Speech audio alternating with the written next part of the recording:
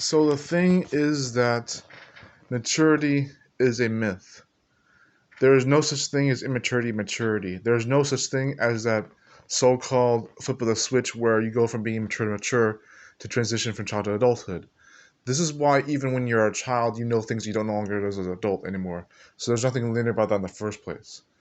It's not even just the language that children speak, so to speak, that adults don't understand anymore, or the dreamscape of the Neptunian energy, or even just being nostalgic. It's like there are things you know as a child that you no longer know as an adult, and even do better as a child than an adult.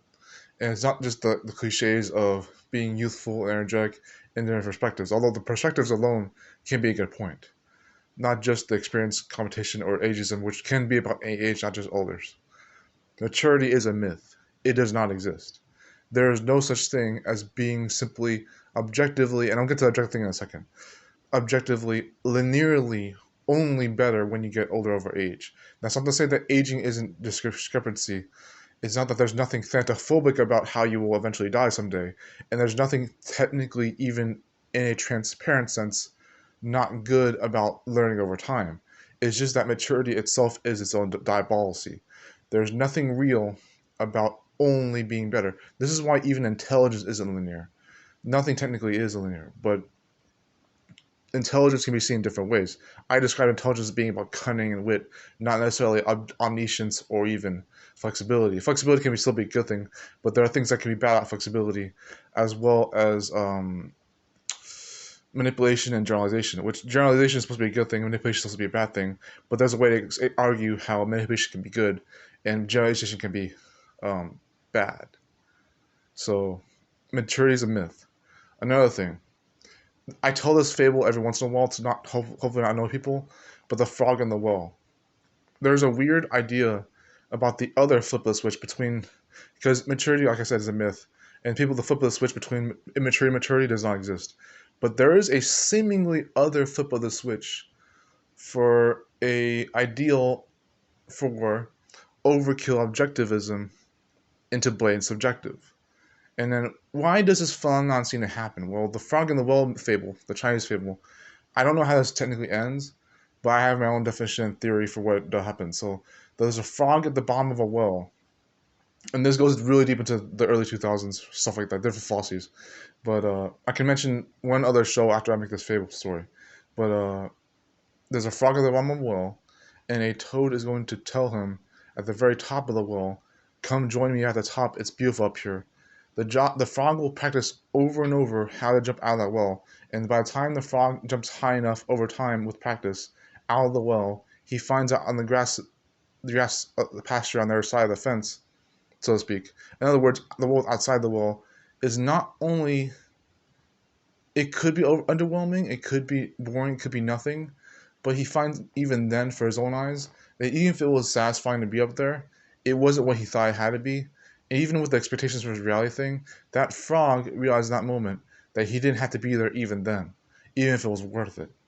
And that is a lot of how objective and subjective illustrates itself in real life.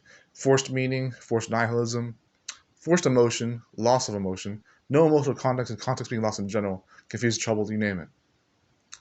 That flip of the switch seems real.